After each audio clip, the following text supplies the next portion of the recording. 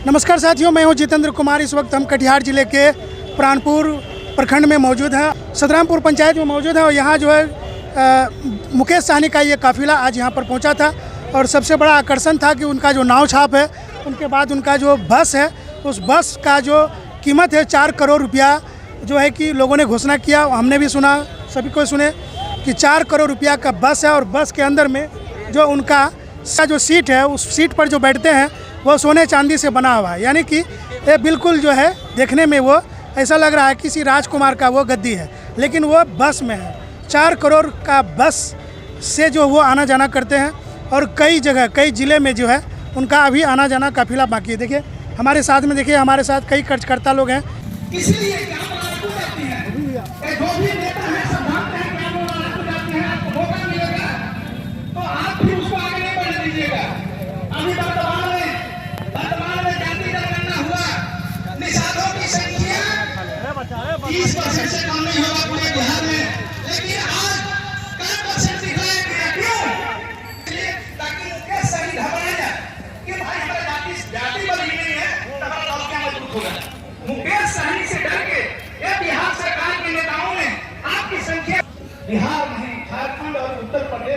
तो मुकेश सहनी जी को आप लोग सुन रहे थे आज, तो मुकेश सहनी जी का कौन सा बात अच्छा लगा आपको? अपना मल्लाह के बारे में और सहनी के बारे में उन्होंने बताया कि जनगणना जो भी है इसमें जो है मल्लाह की जो है संख्या जो है बहुत ज़्यादा है, 10 है। हाँ है 10% पूरे। नहीं, ये कम दिया है। हाँ कम दिया है, लेकिन हम बहुत ज़्यादा हैं। अभी भी ज़्यादा है। हाँ हम ज़्यादा हैं अच्छा, तो भाषण जो है सुने इनका, तो आने वाला समय में मुकेश सहनी जी किधर जाएंगे? बिहार सरकार की तरफ कि केंद्र सरकार की तरफ रहेंगे क्या? वो आरक्षण देते हैं तो वो जिधर जाएंगे वो ठीक है, बीजेपी की तरफ ही जाएंगे अगर आरक्षण देते हैं तो। आरक्षण मिलने के बाद ही कोई फैसला होगा।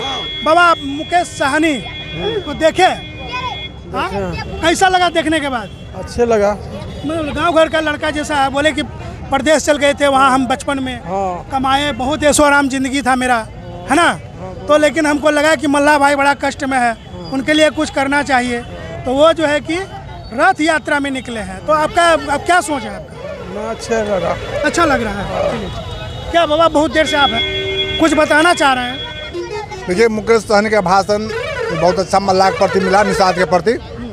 उनका कहना है कि हम लोग 2014 से संघर्ष कर रहे हैं। हम लोग को 30% आरक्षण हम लोग को है निषाद मल्लाह जाति का, लेकिन हम लोग को बरगला कर को हम लोग को जाति से छाड़ दिया गया है। 2-4% दिखा रहा है, जबकि हम लोग बहुत सबसे ज़्यादा हम लोग निषाद जाति में हैं और आधे रोटी खाएंगे, सब अपना मजदूर बाल बच्चा को पढ़ाएंगे। तो बिल्कुल यहाँ से कुछ व्यक्ति से हमने बात किया, प्रतिक्रियाएं ली। ये देख रहे हैं बस सब जा रही है, लोग बसों में भर भर कर आए थे और मुकेश सहनी भी जो है कि एक शानदार बस में जो था, उस बस में उनका सारी सुविधाएं हैं।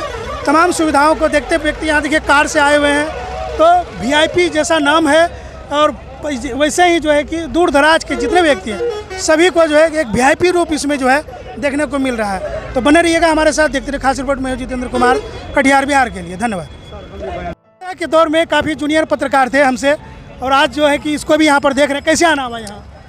देखिए, दरअसल कुछ दिन पूर्व से जो है गांव समाज में जो है एक प्रचार चल रहा था कि विकासशील इंसान पार्टी के जो राष्ट्रीय अध्यक्ष है मुकेश सहनी जी, वो आरक्षण रैली को लेकर जो है अपना कुछ यात्रा पे निकले हैं। तो उसके लिए जो इनके जो जिला अध्यक्ष है, श्री नाम उनका भूल पा रहा हूँ, किशोर मंडल जी, उनके तरफ से हमारे बबलू भैया जी को कॉल आया कि मंत्री जी आ रहे हैं, उसमें शामिल होना है और थोड़ा खबर को कवरेज करना है, क्योंकि एक लोकल पत्रकार होने के नाते कोई भी नेता है तो सबसे पहले लोकल पत्रकार को याद किया जाता है, ताकि लोग देख सके, सुन सके कि आरक्षण के लिए लड़ाई हो रहा है और वास्तव में जो दबे कुचले लोग हैं वो आरक्षण के लिए जो है कम से कम ऊपर आएंगे और अपने हक के लिए कम से कम लड़ेंगे। तो कैसा लगा, मतलब मुकेश सहनी जी का क्या अच्छा लगा?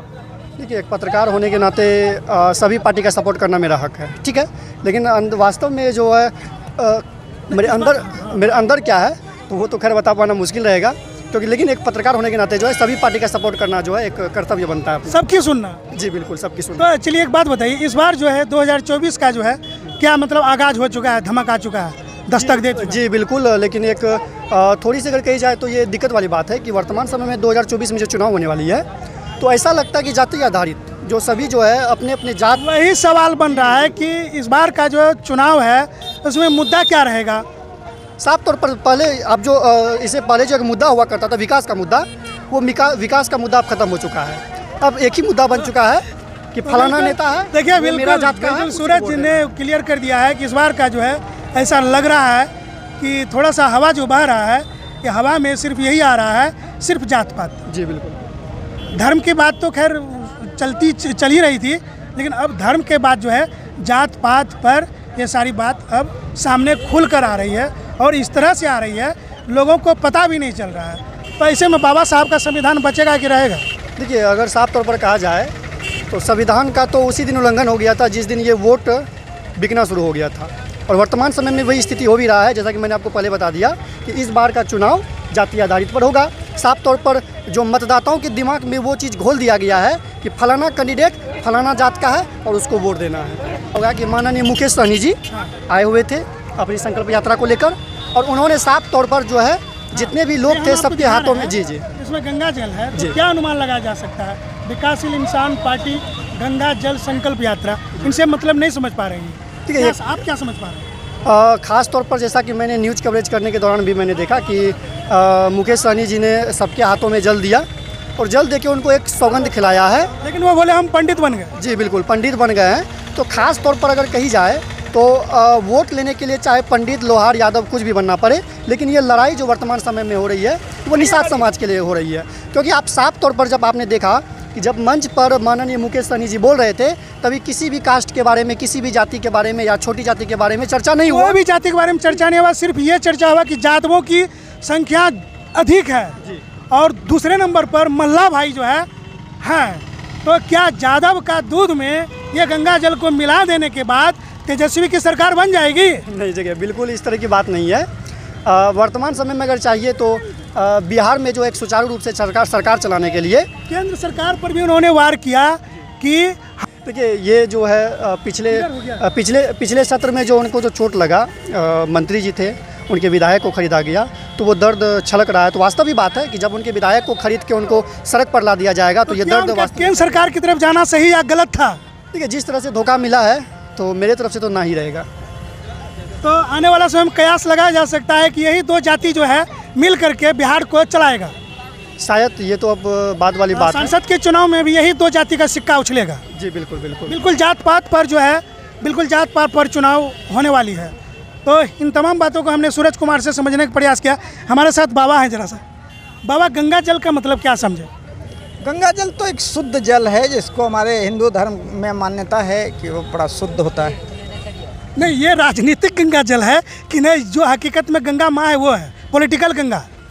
हमारे हिंदू धर्म में गंगा जल को काफ़ी मान्यता है। उसको छूने के बाद, उसको पीने के बाद आत्म शुद्धि होती है। मल्लाह जाति का जो वोट है वो इस गंगा जल से क्या मतलब सुरक्षित हो गया? नहीं, सुरक्षित नहीं। गंगा जल को लेके चूँकि मल्लाह जाति हिंदू धर्मावलंबी हैं तो उसको गंगा तो जल कहीं धर्म की बात आ गई ना, तो कहीं ना कहीं इशारा ये है कि हम मतलब कभी भी बाजी पलट सकते हैं किधरों दिशा। बिहार की राजनीति से धर्म और जाति का अन्योन्याश्रय संबंध है, इसको अलग नहीं कर सकते हैं। तो देखिए बाबा भी जो है कि यहाँ पर कुछ बात अंदर में रख ली है, क्लियर नहीं कर पा रहे हैं, क्योंकि सवाल ही इस तरह का है कि ये गंगा जल जो है पता नहीं अब गंगोत्री की तरफ जाएगा या बिहार सरकार की तरफ जाएगा।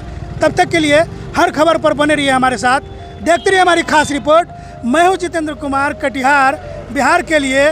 लाइक का बटन दबा दीजिएगा और घंटी भी दबा दीजिएगा। धन्यवाद।